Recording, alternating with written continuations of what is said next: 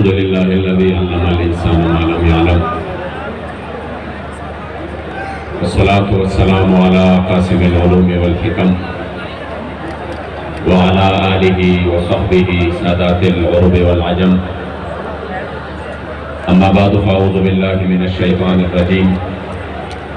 بسم الله الرحمن الرحيم قال الله تبارك وتعالى في كلام المجيد وفرقانه الحميد ولا تهنوا ولا تحزنوا وأنتم الأعلون إن كنتم مؤمنين صدق الله مولانا العظيم تانا قربان یا رسول مدنی تما شقائد سبحان یا رسول مدنی ستا محبت جے پکم زڑک نقشوی نوی نشتہ غی زڑک ایمان یا رسول مدنی او کہ ہزار زل ایمان روڑی خوبستال عشقہ چرے بنشی مسلمان یا رسول مدنی ستا پا کمال جمال کرم سوال چے رب رضا شی زمان محمد امین ستا نعطفان یا رسول مدنی. اور یہ مہینہ 11ویں شریف کا تو میں اپنے دادا حضور کی حضور غوث اعظم کی منقبت کی کچھ اشعار آپ کے سامنے پیش کروں گا تاکہ ان کے وسیلے سے قبلہ امیر المجاہدین کا جو خصوصی فیض ہے وہ ہم حاصل کر سکے. آپ فرماتے ہیں نامورد بغداد جیلانی غوثہ نامورد بغداد جیلانی غوثہ بحسب نسب شریف لاسانی غوثہ او غوثیت مبارک شہزاد غدا محور بدر درب نورانی غوثہ کوی تاج غوثیت ستا پسر لطف ہم نامداری قطب ربانی غوثہ او بحر و برد کا سیراب دریاب دا فیض بحر و برد کا سیراب دریاب دا فیض تم منبعی دا کرم فیضانی غوثہ بحر و برد کا سیراب دریاب دا فیض تم منبعی دا کرم فیضانی غوثہ او دا سردار دا مدینی دا گلشن گلے کیولا بغدادی صاحب فرماتا ہے کہ ساتھ میں کچھ تشریح بھی کرے. میرے خیال میں الفاظ انتہائی آسان ہے. دا سردار دا مدینی دا گلشن گلیے زلطاش ہزار زل قربانی غوثہ کہ اے غوث پاک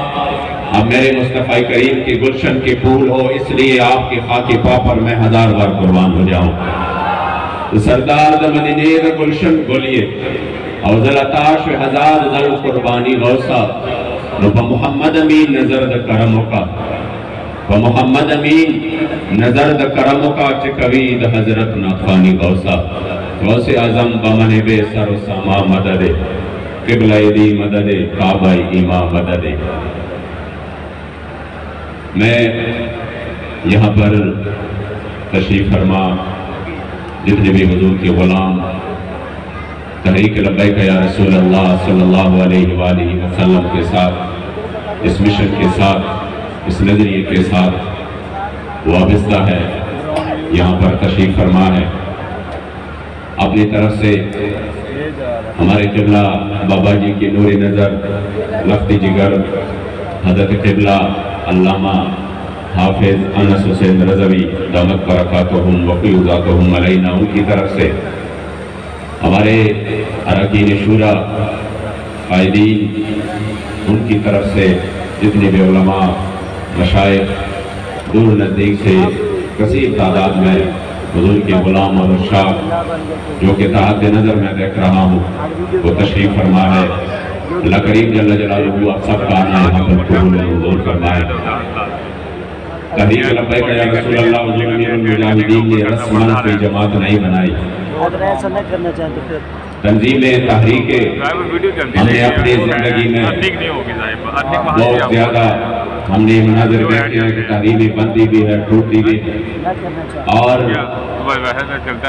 وہ اپنے دستور اور منشور بھی سامنے لے کر لوگوں کے سامنے بھی آتے ہیں کہ ہم یہ منشور لے کر چل رہے ہیں. اس میں نعرے بھی ہوتے ہیں اور اس کا نصب العین بھی ہوتا ہے اس کا منشور بھی ہوتا ہے لیکن یقین کرے میں بلا مبالغہ کہہ رہا ہوں، نہ یہ مبالغتاً ہے نہ یہ خوشامدی ہے۔ حضور امیر المجاہدین نے جس جماعت کی بنیاد رکھی اور اس میں آپ نے جو نعرہ اس قوم کو دے دیا اور وہ تھا لبیک یا رسول اللہ، اور اس کا بالکل آسان مطلب تھا، اور وہ یہی تھا جو کہ ملا علی قاری نے بیان کیا، اُلِبُّ لَكَ الْبَابَيْنِ، یا رسول اللہ اگر آپ کے دین کے لیے، آپ کے عزت و ابرو کی حفاظت کے لیے، نظام مصطفیٰ صلی اللہ علیہ وآلہ وسلم کے لیے میری ضرورت پڑ جائے تو یا رسول اللہ میں ایک بار نہیں جب ہم 3 بار کہتے ہیں تو اس کا مقصد یہی ہوا کہ یا رسول اللہ جب بھی ضرورت پڑے ہم ہر وقت آپ کے دین کے لیے آ جائیں۔ اور یہ بالکل رسمن نعرہ نہیں تھا، آپ نے دیکھ لیا حضور امیر المجاہدین نے اس قافلہ عظیمت کو جس انداز سے چلایا۔ 70 سال سے ہم یہ ملک جو اسلام کے نام پر بنا ہے، جس کے لیے ہمارے اسلاف نے بڑی قربانیاں دی ہے۔ میں ایک ویڈیو دیکھ رہا تھا، اس میں ایک بندہ کہہ رہا تھا کہ میں جب ہجرت ہو رہی تھی یہاں پر تو میں اپنی ماں کی گود میں تھا، میں ابھی 5 سال کا تھا، جب راستے میں ہمیں خبر ملی کہ کچھ سکھوں نے یہاں پر حملہ کرنا ہے اور وہ اس طرف آ رہے ہیں، تو وہ کہہ رہے تھے جو ہمارے بڑے تھے انہوں نے آپس میں مشورہ کیا کہ ہم آگے چلتے ہیں اور ان کا مقابلہ کرتے ہیں، کیونکہ ان کے بارے میں مشہور تھا کہ جب وہ حملہ کرتے ہیں تو اس کے بعد وہ نہ عورتوں کو چھوڑتے ہیں نہ بچوں کو چھوڑتے ہیں اور مردوں کے سامنے وہ آبروریزی کرتے ہیں، عزتیں تار تار کر وہ لوٹتے ہیں۔ اس وجہ سے انہوں نے کہا اگر ہم نے آگے بڑھ کر ہمیں اللہ نے کامیابی دی اور آپ نے نعرے تکبیر کے نعرے سنے تو ٹھیک ہے، ورنہ یہ جو سامنے دریا بہ رہا ہے، یہ جو بہت بڑی دریا ہے، اس پہ سے آپ نے اپنے بچوں سمیت آپ نے چلان لگانا ہے تاکہ آپ کے عزت تو بچ جائے۔ وہ بندہ کہہ رہا تھا میں 5 سال اپنے ماں کے گود میں اور میری ماں جو ہے وہ اس دریا کے کنارے پر وہ انتظار کر رہی تھی کہ اگر ان کو شکست ہوئی تو میں نے اپنے اس لفظ جگر کے ساتھ اس پانی میں کودنا ہے۔ یہ وطن اس طرح آزاد نہیں ہوا۔ قبلہ امیر المجاہدین فرماتے تھے کہ اگر یہ وطن صرف آپ کے بدماشیوں کے لیے یا اس دنیاوی جاہ و جلال کے لیے یا اس کا مقصد روٹی کپڑا مکان تھا تو یہ سب ادھر بھی مل جانا تھا، یہ روٹی کپڑا مکان ہمیں ہندوستان میں بھی مل رہا تھا، لیکن لاکھوں جانیں قربان ہو گئی اور 70,000 ماں بہنوں کی عزتیں لوٹ لی گئی۔ اس کے لیے نہیں کہ ادھر میٹرو نہیں تھا، ادھر روڈ نہیں تھے، ادھر ہاسپٹل نہیں تھے، ادھر ہمارے لیے اور سہولتیں نہیں تھی، نہ یہ سب کچھ ادھر موجود تھا، مگر جب ہمارے بزرگ قربانیاں دے رہے تھے صرف اس لیے کہ ہمیں ایک ایسا ملک چاہیے، ہمیں ایک ایسا وطن چاہیے جس میں سکہ اور نظام میرے مصطفی کریم کا چل رہا ہو۔ آج افسوس کی بات ہے لوگ تحریک لبیک یا رسول اللہ کو شاید ایک عام تحریک سمجھ رہے ہیں کہ یہ لوگ حادثتاً سامنے آئے اور جس طرح سامنے آئے اس طرح ختم ہو جائیں گے۔ میں نے کہا یہ تو اللہ و رسول کی نظر عنایت سے قبلہ امیر المجاہدین جیسے شخصیت ہمیں ملے، یقین کرے ہماری نسلوں کو بھی اس پر فخر رہے گا کہ ہم نے حضور امیر المجاہدین کا زمانہ پایا ہے۔ لبیک یا رسول اللہ، لبیک لبیک لبیک یا رسول اللہ، لبیک لبیک لبیک لبیک۔ پاکستان کا مقصد ہم بھول چکے تھے، ہم 14 اگست کو بھی نکلتا تھے، جھنڈا تو ساتھ تھا لیکن ہم سمجھ رہے تھے شاید حقیقتاً ہمیں آزادی ہے۔ یہ تو قبلہ امیر المجاہدین بتا گئے کہ جس نظام کے لیے امام حسین کربلا مولا کے میدان میں گئے، جس کے لیے اپنے آپ نے سب کچھ قربان کر دیا، تو جس نظام کے لیے یہ ملک بنا، ابھی تو بہت سفر باقی ہے، ابھی تو حقیقتاً اس کو آزادی نہیں ملی، ابھی تو یہ اس نعمت کی ناشکری ہے۔ اس لیے ہم سمجھ رہے تھے شاید ہم 2 نعرے لگائے اور پھر بھی کام اتر گیا، ہم سمجھ رہے تھے شاید ہم 1 سال بعد میلاد کرے اور اس میں ہم نعرے لگائے تو ہم نے سنیت کی بڑی خدمت کی۔ میں خود اپنی بات بتاؤں، آپ لوگ تو عظیم ہے، خدمت کرنے والے ہیں، میں خود بتاؤں جب بھی ہم سال بعد ایک پروگرام کرتے تھے ادھر اپنے دربار شریف میں ایک پروگرام ہوتا تھا، سال بعد ہم کرتے تھے، ہم خود اپنے ذہن طور اپنے طور پہ یہ سمجھ رہے ہوتے کہ نہیں ہم نے بہت بڑا کام کیا، ہم سنیت کے لیے بہت بڑا کام کر رہے ہیں، ہمیں دین کے لیے بہت بڑا کام کر رہے ہیں۔ جب سٹیج پہ آتے تھے ہماری تقریر میلاد میں بھی ہم میلاد مناتے تھے، اور جو ہمارے چاہنے والے ہوتے جو سنی ہوتے اس کے پاس جاتے تھے، لیکن 1 گھنٹہ کی تقریر پوری کی پوری میلاد پر ہوتی تھی کہ میلاد جائز ہے، ملا لکاری نے لکھا، فلاں نے لکھا، یہاں پر ہے وہاں پر ہے، سارے تقریر اس پر ہوتی۔ اس کے بعد پھر ہم آ جاتے کہ جو ہمارا ہم یا رسول اللہ کا نعرہ لگاتے ہیں یہ بھی جائز ہے، اس کے بارے میں فلاں نے لکھا فلاں نے لکھا، اور پھر آگے سے ہم مخالفین کو لتاڑتے۔ اس میں ہمارے سارے جو زندگی ہے وہ اس انداز سے گزر رہے تھے، کوئی نظام کے بارے میں کسی نے ذہن سازی نہیں کی کہ پاکستان میں اگر نظام مصطفیٰ ہو تو پھر یا رسول اللہ کا نعرہ بھی بلند ہوگا اور نظام مصطفیٰ بھی آئے گا۔ قانون میرے کریم آقا نے جس کے لیے مدینہ شریف سے نکل کر احد کے موقع پر اپنے دانت مبارک شہید کیے، اس وہ نظام بھی لاگو ہوگا۔ خدا کی قسم یہ مقصد سنی بھول چکے تھے، اگر اس مقصد کو سنیوں کے درمیان بلکہ پورے عالم اسلام کے درمیان پھر سے کسی نے بیدار کیا تو وہ اور کوئی نہیں تھا، وہ تھا حضور امیر المجاہدین۔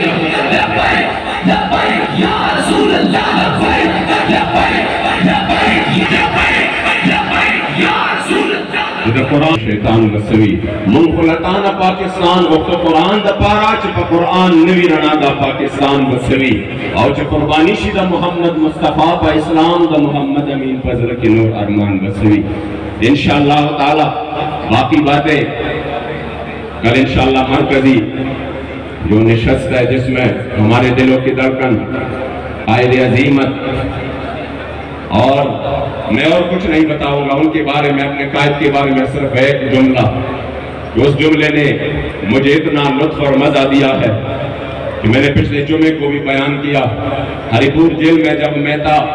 تو میرے قائد کا مجھے پیغام ملا، اور اس پیغام میں کیا تھا؟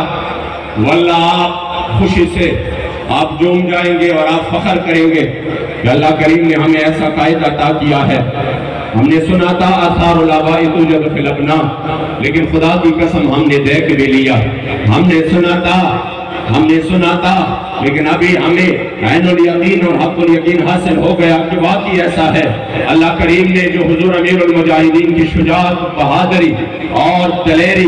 اور جو آپ میں حوصلہ اور استقامت تھا اس کی جھلک اور اس کی پتہ ہمارے قائد محترم حضرت قبلہ حافظ سعد حسین رضوی ہے۔ پیغام کیا ملا؟ ایک پیغام یہ تھا کہ دیکھو یہ مشکلات، یہ تکالیف، یہ مصیبتیں، یہ سب کچھ اس راستے میں کچھ بھی نہیں ہے، یہ تمام کے تمام اس کے بعد اللہ کریم جل جلالہ کامیابی عطا کرے گا اگر ہم نے اس کو اس انداز سے قبول کیا کہ یہ تو اس راستے کے لیے لوازمات میں سے ہے۔ آپ نے فرمایا اگر ہمارے پڑوس میں جنہوں نے 20 سال اس انداز میں گزارے، گوانتانامو بے میں گزارے، جانوروں کی طرح ان کو رکھا گیا، کس انداز سے ان پر ظلم کیا گیا، مگر آج وہ پورے آب و تاب کے ساتھ اسلام کے طاقت کے ساتھ میدان میں ہے۔ آپ نے ایک قرآن کی آیت کا ایک حصہ ارشاد فرمایا اور وہ یہ تھا لا تحزن ان اللہ معنا۔ مجھے کہا امین صاحب کبھی پریشان نہیں ہونا، کبھی یہ پریشانی نہیں کہ میں کوٹ لکھپت میں ہوں، شورا کوٹ لکھپت جیل میں ہے، کوئی کیمپ جیل میں ہے، ہزاروں کارکن قیدوں میں ہے، کئی 100 مقدمات بن چکے ہیں جس میں اگر صرف شناخت پریت پر اور جس میں اگر ریمانڈ پر بھی بندہ اس میں لیا جائے بغیر اس کے کہ وہ مجرم ہے تب بھی 14-20 سال لگتے ہیں، کوئی مسئلہ نہیں ہے۔ انہوں نے کہا پریشان نہ ہونا کیونکہ اللہ کریم فرماتا ہے قرآن عظیم الشان میں جب میرے مصطفی کریم نے فرمایا اپنے یار بار کو لا تحزن ان اللہ معنا، کبھی بھی پریشان نہیں ہونا بلکہ سینہ تان کا کہنا ہے طاقتیں تمہاری ہے پر خدا ہمارا ہے اور عکس پر نہ اتراؤ آئینہ ہمارا۔ لبیک لبیک لبیک یا رسول